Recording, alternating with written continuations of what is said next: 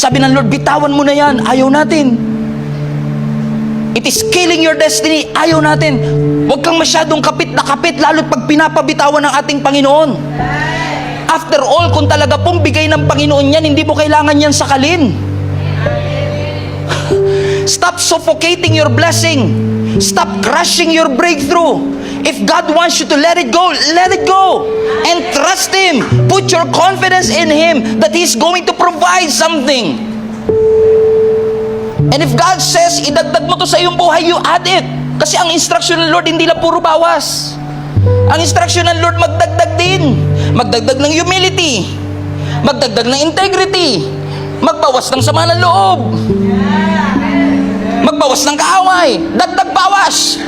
Hindi lang ito puro let it go, let it go. But will you welcome what God is telling you, mga kapatid? Hindi kasi porket may tinatanggal, punishment. Minsan yung pagtanggal, preparation ng Panginoon for the next level of your life. May nakikita ang Panginoon na hindi natin nakikita. So kung tanggalin man ang ating Panginoon, hindi niya yung tinatanggal to punish you. Tinatanggal ng Panginoon. Elimination is God's preparation for the next level of your life. You just have to believe that God can and God will.